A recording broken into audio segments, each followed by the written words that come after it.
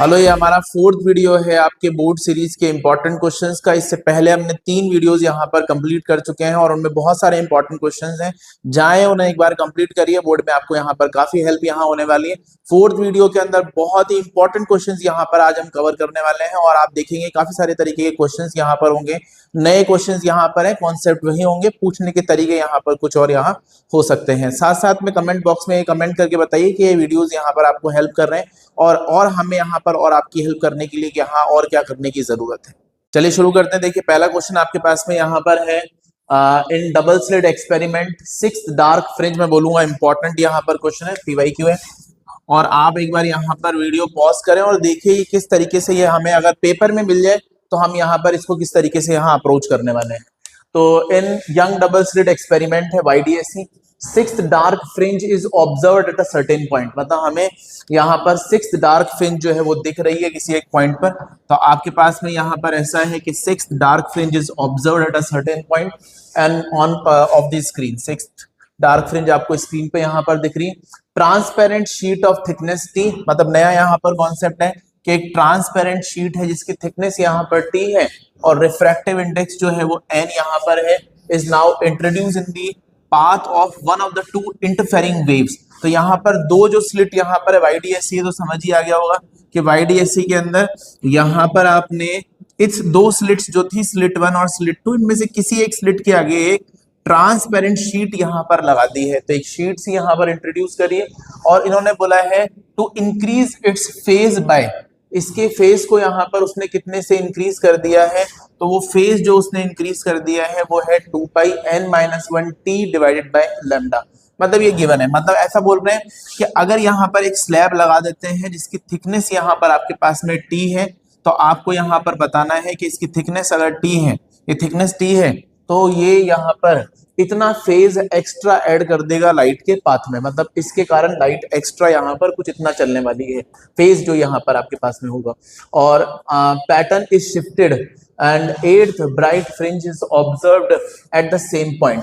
मतलब जिस पॉइंट के ऊपर जहां पर कि आपका 6th डार्क फ्रिंज बन रहा था, इस स्लैब के लगने के बाद में वहां पर आपके पास में 8th ब्राइट फ्रिंज यहाँ पर दिख रहा है उसी पॉइंट पर। तो find the relation of thickness T in terms of N and lambda. तो हमें यहाँ पर उस T जो स्लैब यहाँ पर है उसकी थिकनेस का यहाँ पर पता करना है in terms of N and lambda. तो मैं बोलूंगा एक बार वीडियो पॉज करें, एक बार ट्राई करें, अगर पेपर में ऐसा क्वेश्चन होता तो हम यहाँ किस तरीके से उन्हें सॉल्व कर सकते हैं। तो एक बार समझते हैं वापस से कि YDSC के अंदर 6th डार्क फ्रिंज दिखता है।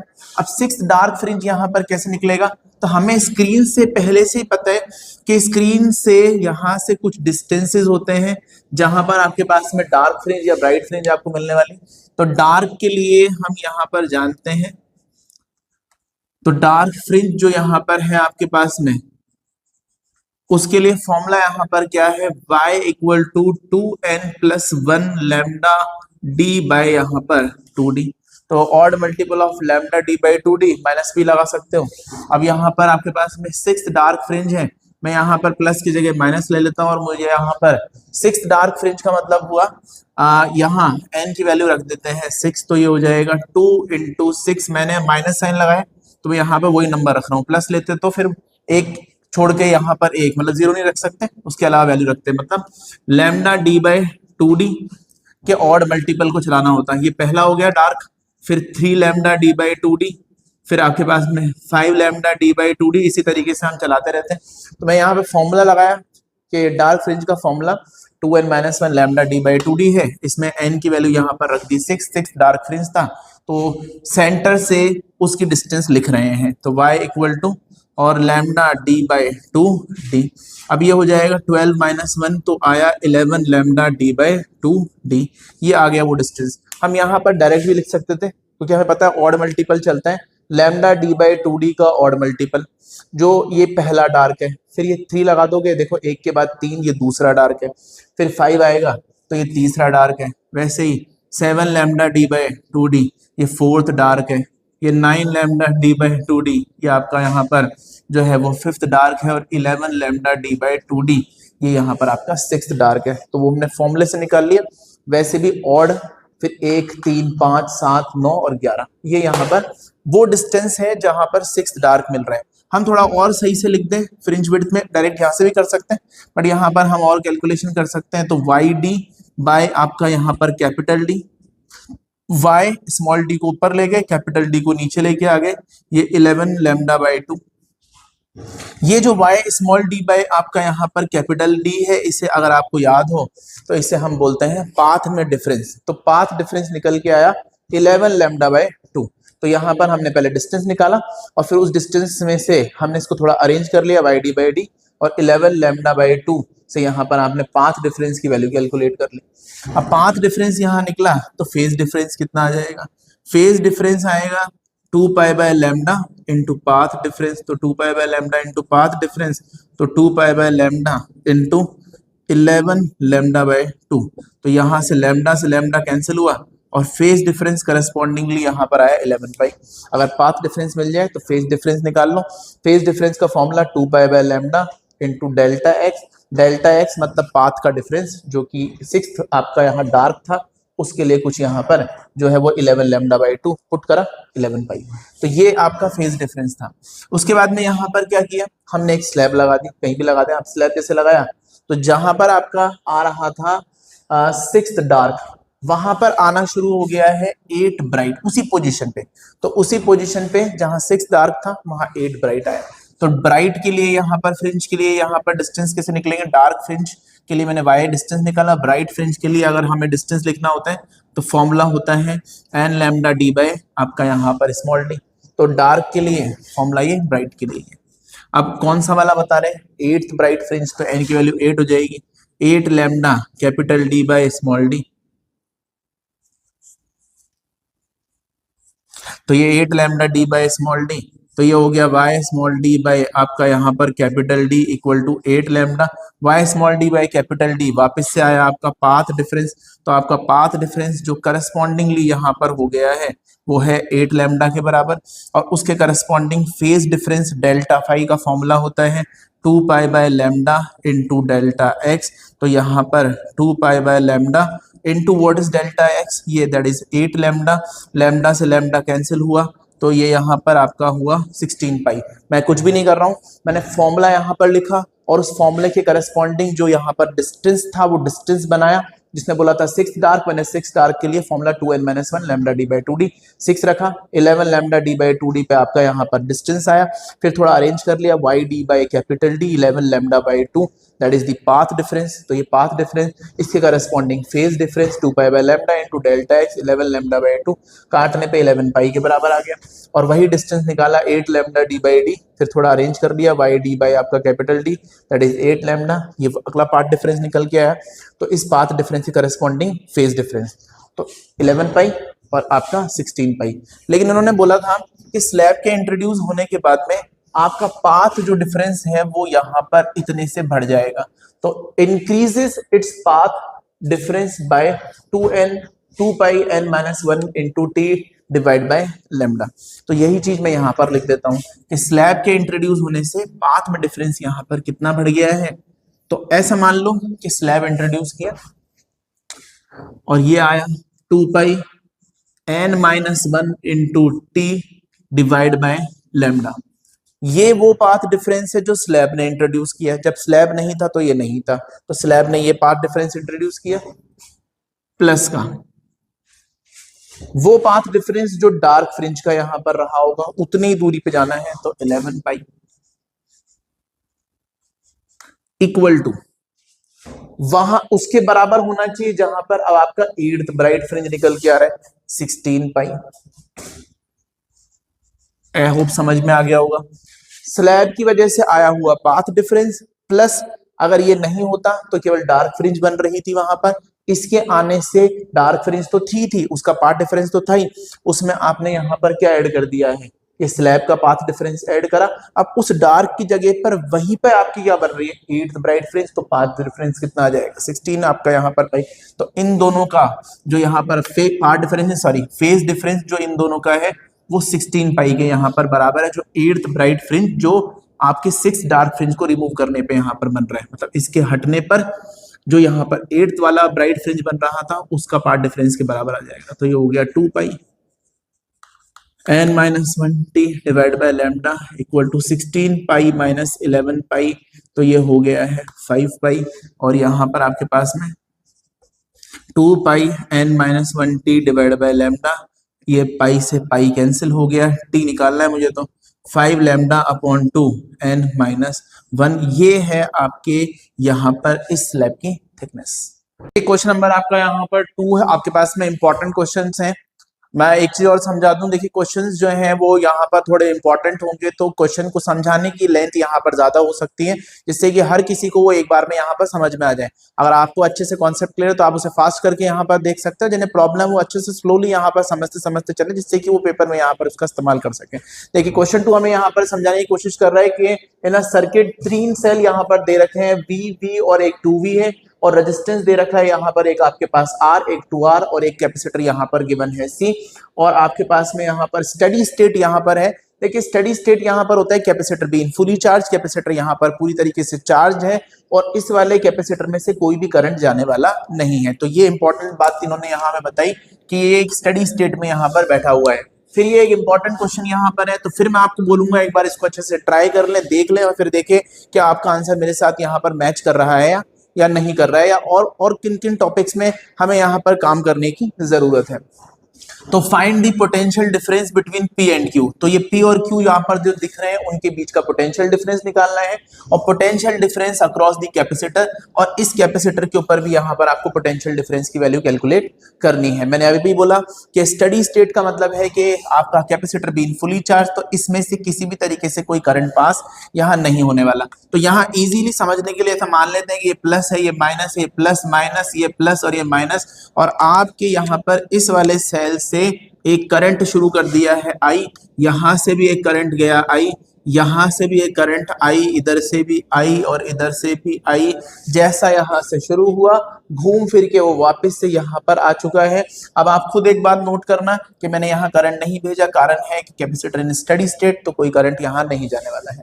तो आप एक काम करते हैं, सबसे पहले यहाँ पर KVL अप्लाई करते हैं और एक आउटर लूप को यहाँ पर सॉल्व करते हैं। और KVL तो हमें ये बोलता है कि सम ऑफ पोटेंशियल ड्रॉप जो है किसी भी क्लोज सर्किट में must always be equal to 0।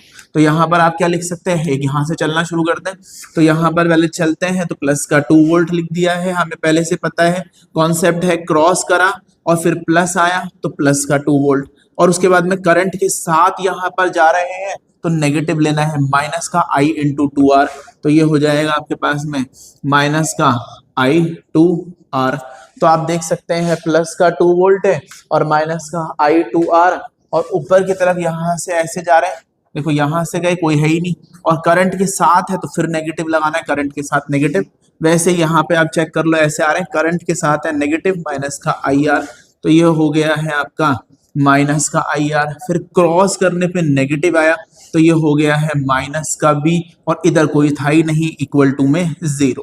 वापस से बोल देता हूं, प्लस का 2V और माइनस करंट के साथ नेगेटिव लेना है। वोल्टेज जब रजिस्टर पे लिखते हो तो करंट के साथ नेगेटिव, करंट के अपोजिट पॉजिटिव, और सेल को क्रॉस करने पे माइनस आता है तो माइनस, और प्लस आता है तो यहाँ पर आपके पास में प्लस, तो माइनस का 2IR और फिर ऊपर देखो माइनस IR, और फिर क्रॉस करा तो माइनस का V इक्वल टू में यहाँ पर 0।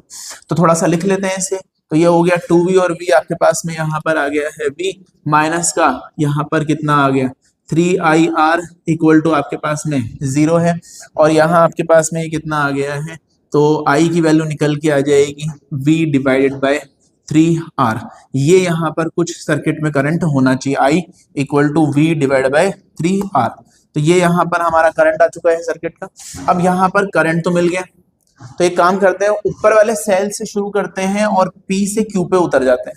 तो जब हमें देखो potential difference between P and Q, तो P से Q पे उतरने की कोशिश करते हैं, कहीं भी जा सकते हो आप, कहीं से भी उतर जाओ।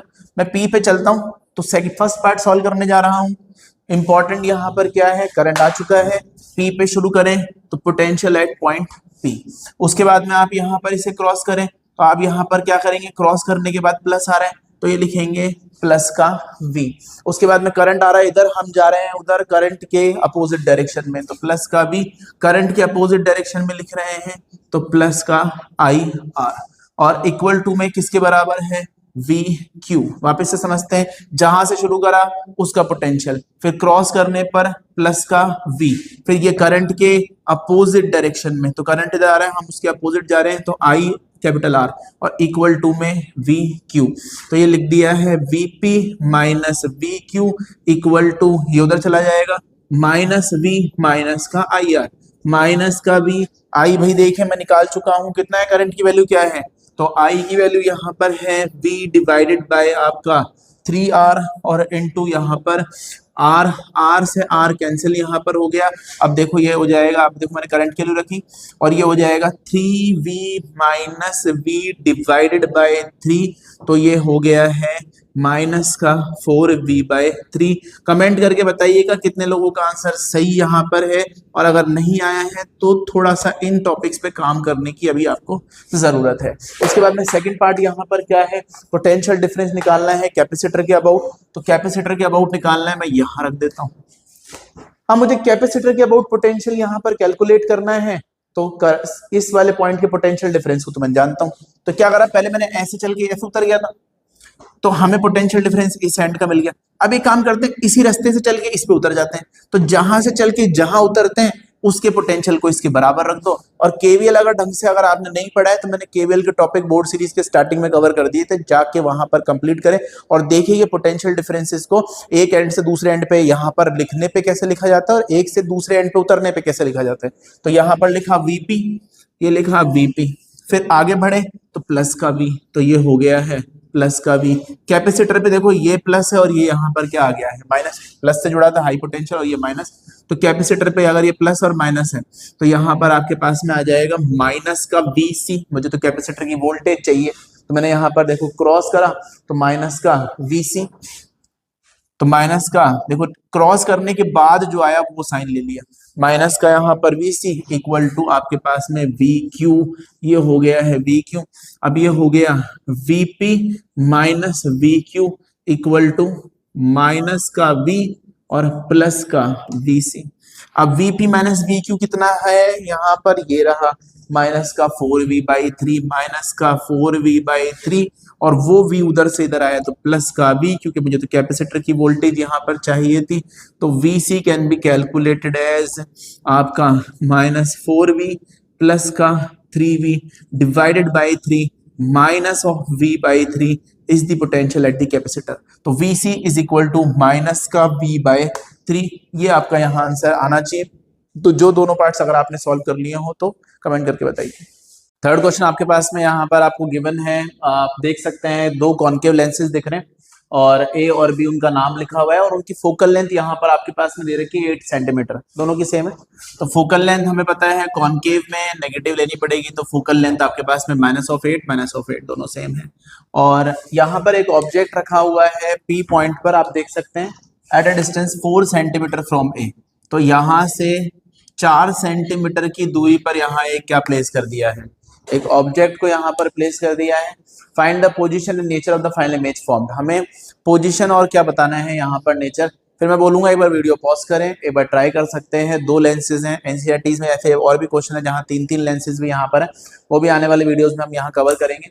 तो आप यहाँ पर देख सकते हैं फोकल लेंथ है -8, फोकल लेंथ यही -8, पॉइंट पी पे 4 सेंटीमीटर पे एक ऑब्जेक्ट रखा है। पोजीशन और nature of the final image यहाँ पर आपको बतानी है। तो पहले लेंस पे फॉर्मूला अप्लाई करना है, बता सकते हैं भाई कौन सा फॉर्मूला यहाँ पर लगा सकते हैं। तो लेंस फॉर्मूला अप्लाई करेंगे, तो लेंस फॉर्मूला यहाँ पर लगाया आपने लेंस 1 पे, तो एट लेंस 1 तो आपका ऑब्जेक्ट रखा हुआ है। अब ऑब्जेक्ट देखो, कोई भी लाइट जा रही होगी तो मान लो ऐसे ही जा रही है, तो इंसिडेंट रे के अपोजिट डायरेक्शन में, तो इंसिडेंट रे के अगर अपोजिट डायरेक्शन में ऑब्जेक्ट रखा है तो भाई हमें पहले से पता है प्लस आएगा या माइनस, तो माइनस का 4 सेंटीमीटर। तो लाइट ऐसे जा रही है उसके अपोजिट, तो नेगेटिव -4। फोकल लेंथ यहाँ पर हम भी जानते हैं कि जिस तरह पहला रेडियस ऑफ कर्वेचर उसी तरह फोकस जो पैरेलल था वो डाइवर्ज होकर फोकस से जाएगा, तो ये -8 सेंटीमीटर है। तो फोकल लेंथ भी है, यू पता है, एफ पता है, तो पहले लेंस से इमेज कहाँ बनती है वो ढूंढ लेते हैं। तो लेंस फॉर्मूला अप्लाई करते हैं 1/v - 1/u equal to 1/f। तो यहाँ पर फॉर्मूला अप्लाई किया, 1/v की वैल्यू क्या आई, देखिए लेंस वाले क्वेश्चन में तो हमेशा ऑब्जेक्ट लोकेट कर लो, फोकल लेंथ दे रखी है तो वो लिख लो, लेंस होना लगाओ। पहले इमेज तो बनाओ कम से कम पहले फर्स्ट केस के अंदर, फिर देखते हैं इमेज भाई कैसी बन रही है, वर्चुअल है या आपके पास में यहाँ पर रियल है, लेंस के उधर बन रही है, लेंस के इधर बन रही है। तो एक स्टेप तो आप डायरेक्ट यहाँ से देख सकते हैं, फॉर्मूला लिखोगे, कुछ डेटा लिखोगे, कुछ कुछ नंबर तो देना वो शुरू कर ही देगा आपको। तो यहाँ पर जो भी इन्फॉर्मेशन दे रखी है उस क्वेश्चन लिख के डरे ना, जो भी इन्फॉर्मेशन दे रखी है एटलीस्ट वो इन्फॉर्मेशन लिखे, धीरे धीरे धीरे धीरे आपके स्टेप्स बनते चले जाएंगे और आपसे वो क्वेश्चन अपने आप यहाँ पर बनता चला जाएगा। तो 1/v माइनस 1/u, और अब u की वैल्यू देखें तो u यहाँ पर कितना है आपका -4, क्योंकि 4 सेंटीमीटर पे ऑब्जेक्ट रखा था, और इक्वल टू है 1/ यहाँ पर आपका -8। तो ये आ गया आपके पास में -8। तो यहाँ इसे सिर्फ शिफ्ट कर लेते हैं, 1/+4 इक्वल टू -1/ यहाँ पर 8 है, और ये आ जाएगा 1/v इक्वल टू -1/8 और -1/4। तो -1/8 -1/4, और यहाँ पर नीचे ही कितना आ जाएगा 8, और 8 डिवाइड बाय 8 आ गया 1, और 8 डिवाइड बाय 4 आ गया यहाँ पर आपके पास में 2। तो 8 डिवाइड बाय 8 1 आ गया, और यहाँ पर आपका 8 डिवाइड बाय 4 आ गया 2, तो ये हुआ है -3/8। तो v की वैल्यू आ जाएगी यहाँ पर आपके पास में, मैं यहाँ लिख देता हूँ v equal to minus, reciprocal कर लेते हैं, -8/3 सेंटीमीटर।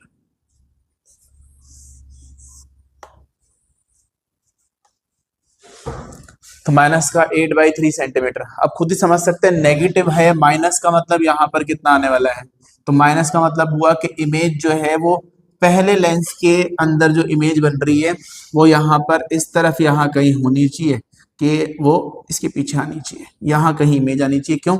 नेगेटिव साइन के इंडिकेट करेगा कि इंसिडेंट रे जो जा रही थी उसके अपोजिट डायरेक्शन में यहाँ पर इमेज बन रही है। अगर पॉजिटिव आंसर आता तो मैं उधर बना देता, बट यहाँ पर नेगेटिव है, इसका मतलब ये इमेज इसी डायरेक्शन में बन रही है, वो बन रही हुई थी, कॉनकेव है, तो कॉनकेव तो वर्चुअल इमेज ही यहाँ पर प्रोड्यूस करेगा।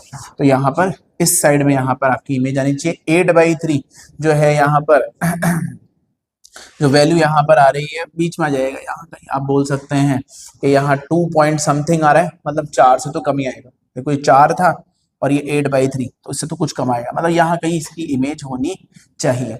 अब यहाँ से बताओ ये डिस्टेंस जो भी है वो आपको 8/3 दे रखा है, और इन दोनों लेंसेज के बीच में जो है वो डिस्टेंस दे रखा है, पहले क्वेश्चन में लिखा है 16 सेंटीमीटर। देखो यहाँ पर है दे आर 16 सेंटीमीटर अपार्ट, और उसके अलावा 8/3 मान लेता हूँ, यहाँ ये वाला आपका 8/3। तो what is the new object distance? Object का डिस्टेंस हमेशा यहाँ पर जो है वो ऑप्टिकल सेंटर से यहाँ पर लेते हैं। तो लेंस 2 की बात करें तो at lens 2 what is the new object distance? तो new object distance is 16, that is u. नया और नया ऑब्जेक्ट डिस्टेंस क्या है? तो नया ऑब्जेक्ट डिस्टेंस है आपके पास में 16, माइनस लगाना है ही क्योंकि वो तो इंसिडेंट रे के, देखो ये भी इंसिडेंट रे इधर जा रही है, उसके अपोजिट में यहाँ पर है। तो यहाँ पर बताओ कितना आने वाला है 16, और प्लस आपका ये वाला डिस्टेंस जहां पर अभी इस ऑब्जेक्ट की इमेज बन रही थी। तो इस ऑब्जेक्ट की जो इमेज है, this image for this lens will act as a virtual object. तो दिस इमेज, तो मैं यहाँ लिख देता हूँ image act as a virtual object, image act as virtual object, क्योंकि लाइट वहां कभी डायरेक्ट जा ही नहीं रही है। तो आप देख सकते हैं ऑब्जेक्ट की इमेज जो इस लेंस की थी, for this lens this image will act as a object. तो कैसे लिखेंगे? 16 माइनस का ये रहा 8/3। तो मैग्नीट्यूड लेना है, डिस्टेंस ले रहा हूं मैं तो यहाँ पर। तो ये हो गया आपके पास में 48 और 16 और 48 और प्लस का 8 डिवाइडेड बाय 3 माइनस का 56/3। तो माइनस का 56/3 सेंटीमीटर। तो ये आपके पास में इमेज की वैल्यू निकल के आ जाएगी u डैश। तो u डैश की वैल्यू निकल के आई 56/3। तो u डैश निकल के आ जाएगा 56/3, और फॉर्मूला अप्लाई करना है उस लेंस के ऊपर एक और बार। तो 1/v डैश माइनस का 1/u dash equal to 1/f dash. 1/v dash minus 1/ what is u dash? Minus का 56/3 और इक्वल टू 1/f डैश कितना है? Focal length of this lens is -8। तो ये यहाँ पर आ जाएगा माइनस का 8। 1/v dash equal to 1/ minus का 8, और ये वाला देखो माइनस माइनस प्लस, तो ये ऊपर की तरफ आ जाएगा 3 और उधर जाएगा तो फिर माइनस, तो इस माइनस को ऊपर ले लेते हैं और ये माइनस माइनस प्लस उधर गया तो माइनस का 3/56। तो यहाँ पर आपके पास में 3/56 की वैल्यू निकल के आ जाएगी।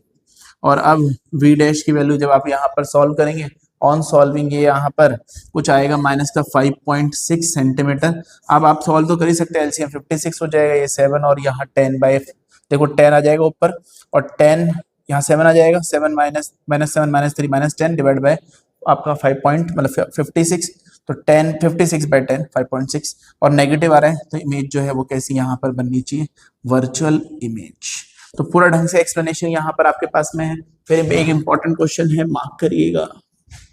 देखिए आपके पास में फोर्थ यहाँ पर क्वेश्चन है आपका, एसी वोल्टेज यहाँ पर गिवन है 0.5 sin 100 pi t volt is applied in across half wave rectifier and full wave rectifier. अब हमें यहाँ पर पहले से पता है कि हाफ वेव रेक्टिफायर और फुल वेव रेक्टिफायर का यहाँ पर काम क्या है, ये एसी वोल्टेजेस को कन्वर्ट कर देते हैं आपके डीसी वोल्टेज में। अब आपको यहाँ पर फ्रीक्वेंसी पूछी है आउटपुट की, frequency of output voltage across them will be. तो आउटपुट की फ्रीक्वेंसी यहाँ पर क्या होनी चाहिए, अगर आपको कुछ इस तरीके का एसी सोर्स आपने अप्लाई किया तो एसी वोल्टेजेस को डीसी वोल्टेजेस में कन्वर्ट करने का काम यहाँ पर आपके रेक्टिफायर्स का है। और दो तरीके के रेक्टिफायर हमारे पास, एक हाफ वेव और एक आपका फुल वेव। अब हाफ वेव रेक्टिफायर में जैसा होता है इनपुट हमने पढ़ा है वैसा ही आपको मिलता है output, but full wave rectifier में जो भी आपका इनपुट यहाँ पर होता है उसका आउटपुट यहाँ पर जो है वो डबल यहाँ पर आपके पास होता है। तो खुद ही एक बार ट्राई करें, अगर मान लो पेपर में ऐसा क्वेश्चन आ जाता तो हम यहाँ पर किस तरीके से कैलकुलेट करते। 4 ऑप्शन यहाँ पर आपके पास में है, कमेंट करके बताइए कौन सा ऑप्शन यहाँ पर सही होना चाहिए और मेरे साथ साथ आप चेक करके देखिए कि आपने यहाँ पर सही किया था क्या। अगर मैं आपको बोलूँ कि यहाँ पर जो भी लिखा हुआ है 0.5 साइन, तो ये ओमेगा टी, मतलब ये एक तरीके से फ्रीक्वेंसी जैसा आना चाहिए। तो यहाँ पर आपके पास में ओमेगा की वैल्यू यहाँ पर कितनी आ जाएगी, तो ओमेगा यहाँ पर है 100 पाई, तो ये आपका ओमेगा यहाँ पर आया।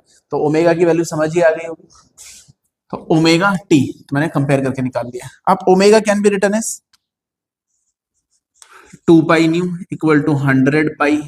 अब आपके पास में पाई से पाई कैंसिल हो गया, तो न्यू की वैल्यू कितनी आ गई 100 बाय आपका यहाँ पर 2, तो ये आ जाएगा आपका 50। तो ये है आपके इनपुट एसी की फ्रीक्वेंसी। अब जैसी फ्रीक्वेंसी इनपुट में होती है एसी में, वैसे ही फ्रीक्वेंसी यहाँ पर किस में आने वाली है, डीसी में, आपके हाफ वेव रेक्टिफायर में।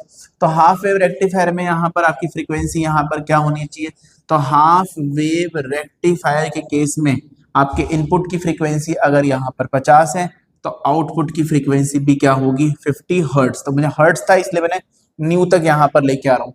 और फुल वेव रेक्टिफायर में क्या होता है, फुल वेव रेक्टिफायर में जैसा भी आपका इनपुट होता है उसका डबल यहाँ पर जो है वो आपको आउटपुट यहाँ पर मिलता है तो वो आपका डीसी, बट वो डबल फ्रीक्वेंसी से यहाँ पर ऑसिलेट करेगा। तो ये यहाँ पर आपके पास में आपका 100 है, तो 50 हर्ट्ज और 100 हर्ट्ज यहाँ पर ये इनके आंसर आपके आने चाहिए। अब देखो सिंपल सा क्वेश्चन था कि अगर इनपुट 50 होगा तो आउटपुट यहाँ पर आपको 50 मिलेगा, और इनपुट अगर हाफ फुल वेव में 50 होगा तो आउटपुट 100 मिलेगा। कुछ नए तरीके से पूछ लिया गया, बट हमें थोड़ा सा क्वेश्चन देख के घबराना नहीं है, चेक करना है और उसके बाद में यहाँ पर आप स्क्वायर चीज। देखिए आपके पास में यहाँ पर 5th क्वेश्चन गिवन है, वोल्टेज गिवन है V = V0 sin omega t. तो यहाँ पर आपके पास में एक वोल्टेज गिवन है, एसी वोल्टेज है, दिखते ही समझ आ गया होगा। और यहाँ पर करंट की वैल्यू गिवन है I = I0 साइन आपका ओमेगा टी प्लस का phi. Average power consumed in the circuit over a cycle, पूरी साइकिल में एवरेज पावर की वैल्यू यहाँ पर क्या आनी चाहिए। एवरेज पावर का फॉर्मूला आप लोग भी यहाँ पर ट्राई कर सकते हैं, सेल्फ आपको बताना है चारों में से कौन सा ऑप्शन यहाँ पर करेक्ट है। एवरेज पावर निकालना है तो पावर का फॉर्मूला आपके पास में आएगा ERMS, IRMS और cos फाई, ऐसा कुछ यहाँ पर है। ERMS, IRMS, cos फाई, जो भी इनके बीच में फेज होगा वो लिखना है। अब ERMS को आप क्या लिख सकते हो, E0/√2, IRMS को आप क्या लिख सकते हो, I0/√2, और cos फाई में यहाँ पर cos में फेज निकालना है इन दोनों के बीच में।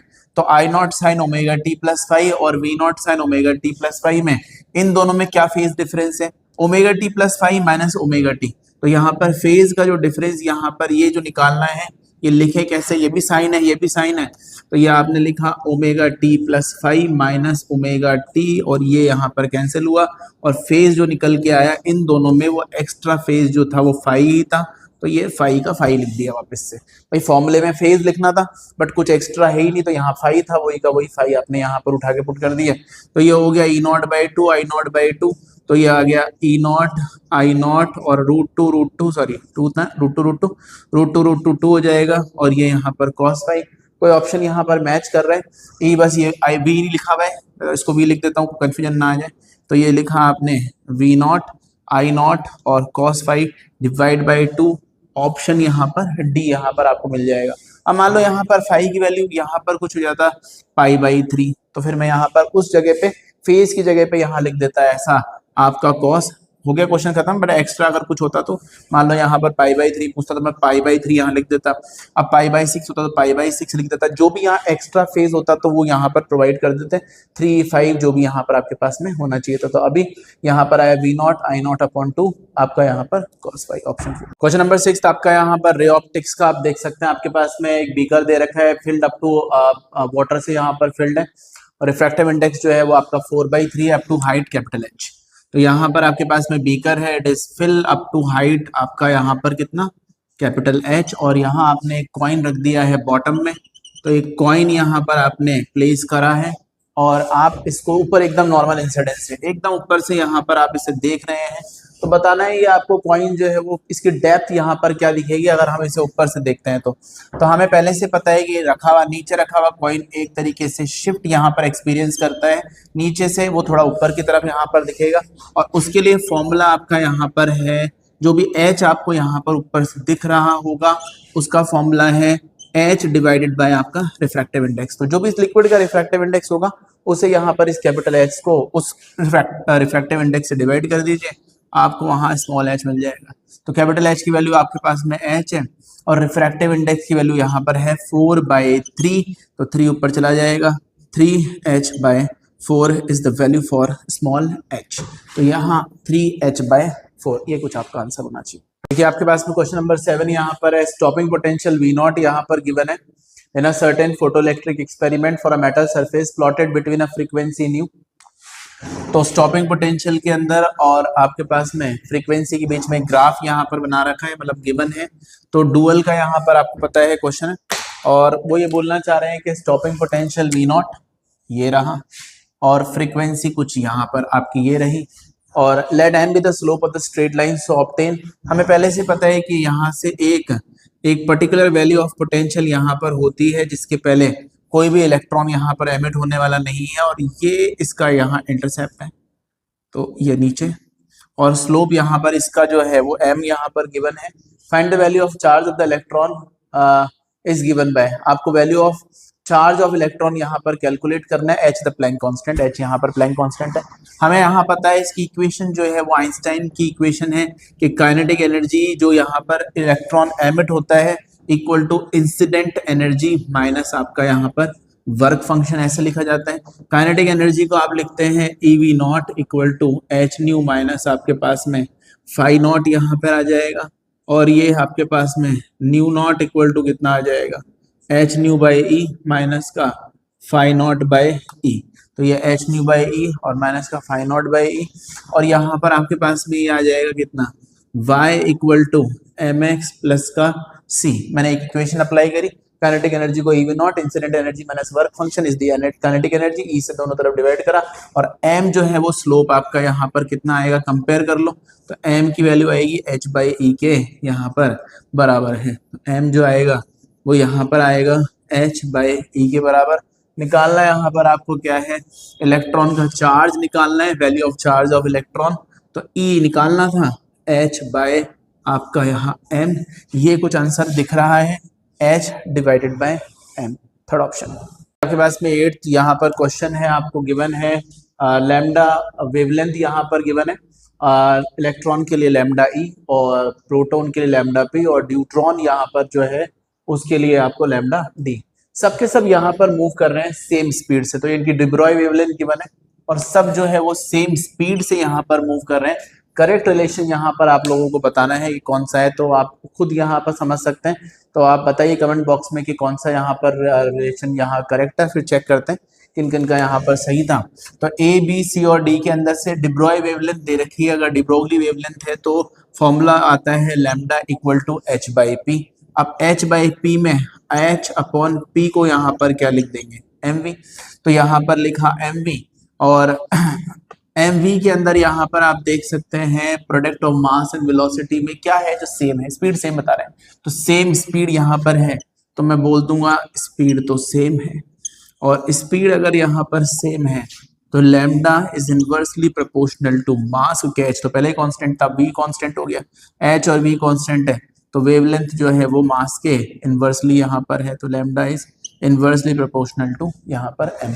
अब जिसका मास ज्यादा है तो हमें पहले से पता है कि इलेक्ट्रॉन का मास तो यहाँ पर प्रोटॉन से तो बहुत ही कम है, और न्यूट्रॉन का मास जो है वो यहाँ पर प्रोटॉन से थोड़ा डबल है, वो ज्यादा आ जाएगा। तो मास सबसे कम इसका, जिसका मास सबसे कम, स्पीड कांस्टेंट थी, उसकी वेवलेंथ सबसे ज्यादा, तो इलेक्ट्रॉन की वेवलेंथ सबसे ज्यादा यहाँ पर होगी, उससे ज्यादा सबसे ज्यादा, उससे कम वेवलेंथ जो है वो प्रोटॉन की होगी, और सबसे कम वेवलेंथ यहाँ पर किसकी आने वाली है, ड्यूट्रॉन की यहाँ पर आपको मिलने वाली है। तो इलेक्ट्रॉन की वेवलेंथ यहाँ पर सबसे ज्यादा है, और फिर प्रोटॉन की, और फिर ड्यूट्रॉन की। अब ऑप्शन ही ऐसे गिवन है, तो हम जो सबसे क्लोज जो दिखता है वही अरेंज कर लेंगे, जिसका मास कम उसकी वेवलेंथ ज्यादा, जिसका मास ज्यादा उसकी वेवलेंथ यहाँ पर कम। तो ऑप्शन मेरे ख्याल से आप समझ गए होंगे, ऑप्शन बी इज करेक्ट, तो बी ऑप्शन यहाँ पर करेक्ट। ये 9th यहाँ पर क्वेश्चन आपके पास में, अभी तक के सारे क्वेश्चन जो थे वो इंपॉर्टेंट यहाँ पर हमने लिए थे। अब अगला क्वेश्चन भी यहाँ पर इंपॉर्टेंट है आपके पास, रेऑप्टिक्स का क्वेश्चन है। एक सिलेंड्रिकल यहाँ पर रॉड है, रिफ्रैक्टिव इंडेक्स 2/√3 है, एयर में यहाँ पर इसे रखा हुआ है, लाइट आकर के इसके एक फेस पे टकराती है और दूसरे फेस पे ग्रेजिंग एक्सपीरियंस करती है। आपको बताना है कैलकुलेट द एंगल थीटा, इस थीटा की वैल्यू यहाँ पर कैलकुलेट करनी है। हमें पता है लाइट आके ग्रेज करेगी तो that angle is critical angle, जो ये वाला एंगल आपका क्रिटिकल एंगल होना चाहिए। तो आप यहाँ पर अप्लाई करेंगे स्नेल्स लॉ, जिसमें हमने पढ़ा है कि म्यू साइन थीटा की वैल्यू जो होती है वो यहाँ पर क्या है, कांस्टेंट है। तो ये यहाँ पर क्या लिखोगे, ये लिखा साइन आई सी इंटू आपका refractive index mu this into this, sine i c into mu equal to आपके पास में कितना आ जाएगा, साइन 90 इंटू बाहर है air 1, sine i c into mu equal to sine 90 into 1। तो यहाँ पर यह आ गया sine i c into 2/√3 equal to sine 90 बाहर था और 1 मल्टीप्लाई कर दिया। इससे क्रिटिकल एंगल डिफाइन कर लेंगे आप, √3/2, 3 उधर 2 इधर, तो साइन में √3/2 भाई ये कहाँ पर आता है आपको पता ही है, ये आ गया आपका 60 डिग्री पे, तो यहाँ पर 60 आ जाएगा। तो what is the critical angle, that is 60 degree for this तरीके का यहाँ इंटरफेस के लिए 60 डिग्री। तो इस तरीके के इंटरफेस के लिए आपका ये 60 डिग्री, अगर ये 60 है तो एक काम करते हैं, यहाँ पर ये कितना आ जाएगा, ये 60 है, ये 90 है, और ये आ गया आपके पास में R।